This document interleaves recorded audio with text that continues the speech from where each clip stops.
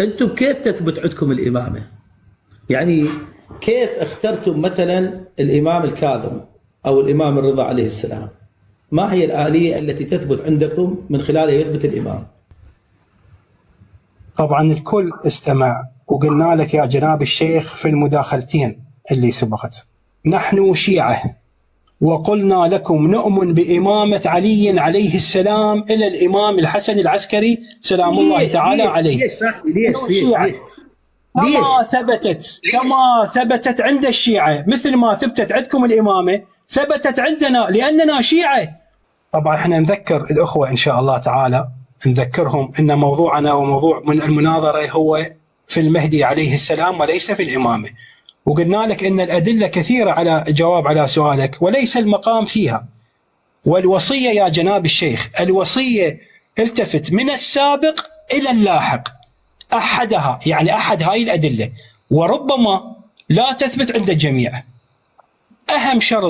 أهم شرط التفتوا إليه يا أخواني هو عدم مفارقة القرآن، فعليه أن يلتزم بالقرآن وأحكام القرآن باعتباره إنسان مكلف، وباعتباره إمام واجب عليه الإنذار والتبشير والتبليغ. فمن شروط الإمامة القيام بوظائفه كمكلف وكإمام حامل أمانة.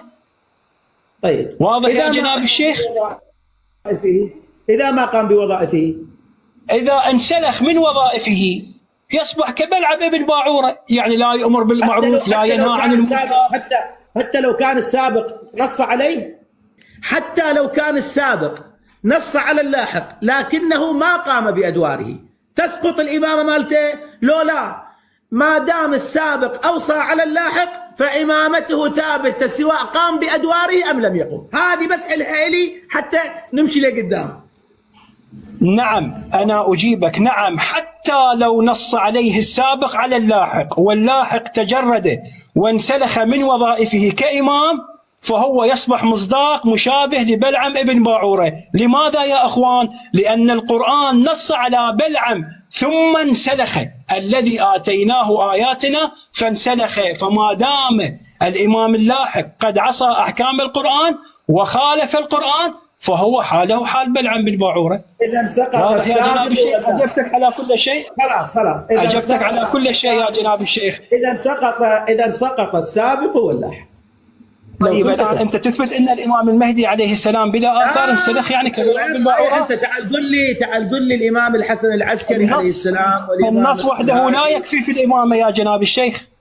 جيد جدا، هذا الكلام اللي أنا أريده. إذا عندكم الإمام شنو؟ الإمام العمل مو النص. بس أنا الآن تدري أنت تدري كم خدمة قدمت لنا؟ تدري أولا بينت للناس، وهذا شيء طيب أنا أشكرك عليه، بينت للناس أنكم لا بينتها إنه، وهذا جيد جدا. بس بتوحد جناب الشيخ، أنت ماذا قلت؟ قلت هل السابق يسقط إذا سقط اللاحق؟ ماذا قلنا لك؟ النص وحده، اسمعوا يا أخوان، النص وحده لا يكفي في الإمامة، فلا يسقط السابق، لأن الإمام الصادق عليه السلام نص على إسماعيل، ومع هذا لم ينصب إسماعيل ولم يسقط الصادق. الآن الإمام الصادق لما نص على إسماعيل كان غلطان لو مو غلطان؟ هل إسماعيل إمام؟ قلنا تثبت الإمامة بالنص زائد ملازمة القرآن. لا، قلنا النص ما له قيمة. قل لي شلون نص على إسماعيل؟ زائد ملازمة القرآن. ما يخالف شلون نص على إسماعيل وبعدين تبدلت القضية؟ ما كان يدري الإمام هذا؟ نعم نص الإمام الصادق على إسماعيل ثم حصل البداء كما يقول الشيعة. هاي القضية واضحة وبديهية. ما يقولون هالشكل، لا الشيعة ما يقولون هالشكل. اكو رواية عندنا بالبداء إذا ما تعرفها علمك اياها، وفي الإمام الحسن العسكري الشيعة ما يقولون هالشكل، يقولون الله أظهر ما كان خافيا على الناس. الناس كانوا يتصورون أن إسماعيل هو الإمام، الناس كانوا يتصورون أن سيد محمد هو الإمام، فأظهر لهم الإمام ما كان خافيا عليهم. مو أنه الله سبحانه وتعالى بدل، كان إسماعيل يعني الله سبحانه وتعالى ما يدري، الله كان مخلي واحد ما يدري راح يموت قبل أبوه. اسمع جناب الشيخ، هسه الآن لنرى أمام الأخوة جميعا هل الناس أو الصادق هو الذي نص على إسماعيل؟ سنرى إن شاء الله. فممكن تكبرني جناب الشيخ؟ ايه تتدلل. وين؟ كبروه عباس. انا كبرك. اي احسن. يلا كبرته شيخ. الأصول ال16. يا أصل منهم. الأصول ال16 من الأصول الأولية، مجموعة من كتب الرواية الأولية في عصر الأئمة المعصومين. تحقيق ضياء الدين المحمود. من المؤلف؟ طبعا زيد النرسي. اي سولف. وطبعا للتذكرة جناب الشيخ لحد الآن نتذكر لم يجلب لنا آثار المهدي ولم يثبت ملازمة المهدي للقرآن لحد الآن. سأعطيك أمام الناس. أمام الناس جناب الشيخ. شوف هذا الأسلوب الإعلامي ما ينفع. شوف احنا ما يخالف جناب، هذا الواقع، هذا موضوع المناظرة. عباس من بعد إذنك شوية للملاطفة، من بعد إذنك. كم عمرك من فضلك؟ بعمر 30 سنة. تدري أستاذ عباس، يعني أنت بعدك في أول يوم ولادتك وأنا في عالم المناظرات. يعني أنت احترامي هذا. أنا عمري 30 سنة وأنت صار لك 45 دقيقة ما جبت لنا آثار الإمام المهدي عليه السلام. لا ما جبت. أول شيء الآن لنرى أطلع الدرر الأريد. لنرى يا جناب الشيخ. خلينا نستفيد منك إن شاء الله. اسمعوا يا أخوان، لنرى هل الناس أو الصادق هو الذي نص على إسماعيل. إذن يا أخوان في صفحة 196 زيد عن عبيد ابن زرارة عن أبي عبد الله الصادق عليه السلام قال: ما بدا الله بداء أعظم من بدا له في إسماعيل ابني. الآن كيف تقول عندما قلنا لك في قضية بداء إسماعيل أنت أنكرت وتقولت علينا غير أقاويل يا جناب الشيخ؟ الآن هنا من الذي اصبر من الذي بدا له الآن؟ من الذي فعل؟ ما بدا الله يقول الإمام جعفر الصادق. الإمام جعفر الصادق. أنا وياك عمي أنا وياك. أنا العبارة اللي جاي تقولها أنت أنا وياك. من البدا لمن؟ لله أم للإمام الصادق؟ ما بدا الله بداء أعظم من بداء إسماعيل، لأن الإمام الصادق كان يعني شنو معناها؟ معناها الإمام الصادق عليه السلام كان يبتهل إلى الله سبحانه وتعالى أن يكون إسماعيل هو القيم من بعده وليس الإمام من كيسك. هذا الكلام من كيسك. العبارة إسماعيل ابني حي لم يمت. صاحبي عزيزي فإنما ذلك الشيطان تمثل له في صورة إسماعيل. ما زلت أبتهل إلى الله عز وجل. اسمعني جناب الشيخ، تفضل. عباس هو وقت جناب الشيخ. اسمعني غيرك. ارجع لي للرواية. ارجع لي للرواية الأولى. ارجع لي للرواية الأولى. جناب الشيخ ابعين. ماذا يقول الإمام الصادق؟ ما زلت أبتهل إلى الله عز وجل في إسماعيل ابني أن يحييه لي ويكون القيم من بعدي فأبى ربي ذلك، وأن هذا شيء ليس إلى الرجل منا يضعه حيث يشاء، وإنما ذلك عهد من الله عز وجل يعهد إلى من يشاء. حلو، كلش حلو. يشاء الله أن يكون موسى ابني. هذا هو البداء. فاحنا من قلنا لك ان القيم من بعد الامام الصادق. اسمع على مهلك. وابى ان يكون اسماعيل. شلون تقول لي الامام الصادق نص على اسماعيل؟ الامام الصادق ما يعرف الله شنو يريد. الان من اللي غير القضيه؟ ما زلت ابتهل الى الله ان يكون من القيم. اسمع جناب الشيخ، لغه عربيه هاي. ان اسمع، ما زلت ابتهل الى الله عز وجل في اسماعيل ابني ان يحييه. التفتوا يا اخواني لي. ويكون القيم من بعدي. يكون القيم من بعدي. هاي شنو معناها؟ معناها ان الامام من بعده هو اسماعيل. فيا جناب الشيخ اجيبك، البداء من الله. على مهلك يا ولدي على قضيه البداء. انت سالتني. اسمع البداء من الله. انا وياك على مهلك. انت ليش تنفعل؟ اسمع، انت جاي تقول، انتبه لي جيد. انت جاي تقول ان الامام الصادق عليه السلام ابتهل الى الله في أن يكون إسماعيل هو الإمام من بعده. صح لو غلط؟ احسنت. طيب الامام الصادق ما كان يدري منو الامام بعده؟ من كان يبتهل ما كان يعرف ان الامام موسى بن جعفر بعده؟ الشيعة البداء هو من الله سبحانه وتعالى، البداء عند الله سبحانه وتعالى. شنو يعني؟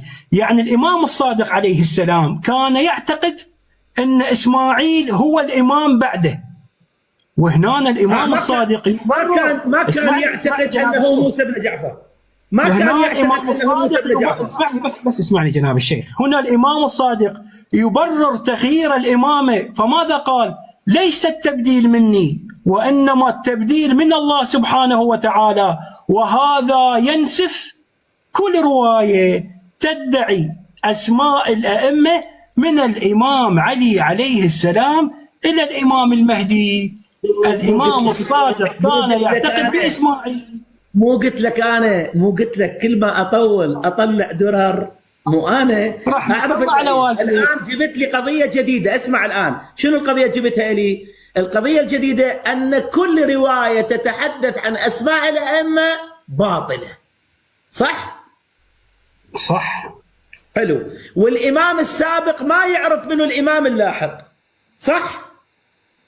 صح. مو بس هاي، أنطيك بعد شيء ثالث. خلنا نكمل يا بعد عمك. أنتم شلون عرفتوا النبي من قال كتاب الله وعترتي؟ شلون عرفتوهم فلان بن فلان؟ أنا من أول سألتك قلت لك كيف عرفتم الأئمة؟ شلون عرف أن من بعد موسى بن جعفر؟ أنا بس أبدأ في هذه. شنو نزل عليه وحي قال له من بعدك موسى بن جعفر؟ وموسى بن جعفر شلون عرف من بعد علي بن موسى؟ هذول بنشرشية لو أئمة. أجاوبك؟ جاوبني. أجاوبك بس أريدك تهدى، يعني أنت شوفك شوية تعصب. أنا في غاية الهدوء. إيش فيك أنت؟ شوف يا جناب الشيخ المحترم، 30 سنة الإمام الصادق يدعو لإمامة إسماعيل. اللهم صل على محمد وآل محمد. اسمعوا يا ناس. اسمعني جناب الشيخ، اسمعني حبيبي.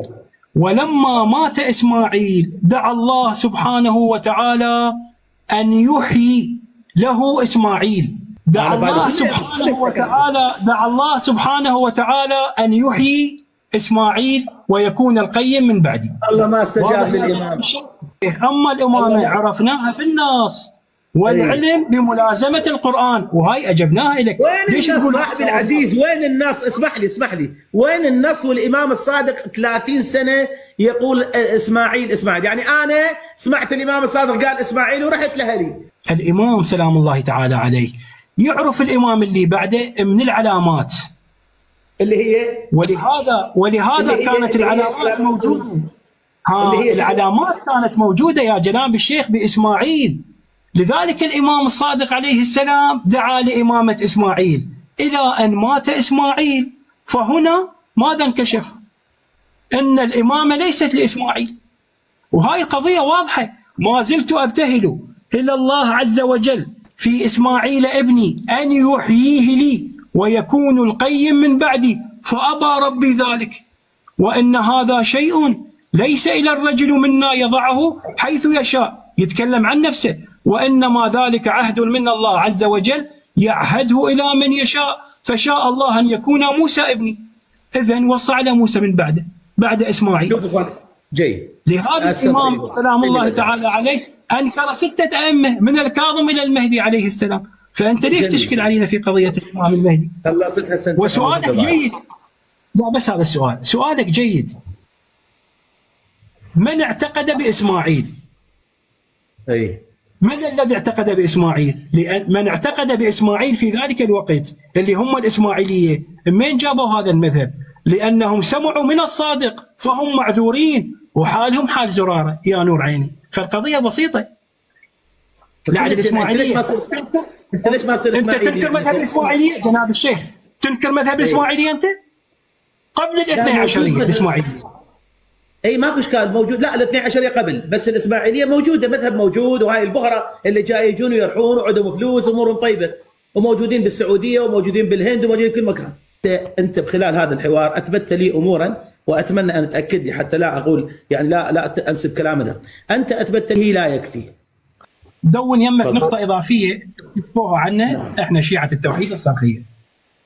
إلى الآن جناب الشيخ الحاج أسد لا يملك أي آثار للإمام المهدي، ولا يستطيع إثبات ملازمة الإمام المهدي للقرآن. أنت تدري إلى هنا المفروض يكون الحوار قد انتهى، لأن ما عندك جواب. ما يمتى ما انتهى الحوار؟ يمتى ما قلت مع السلامة؟ لا يوجد جواب على إلزاماتنا. أنت إلى الآن فوق الساعة عاجز أن تثبت الموضوع آثار المهدي. جيد.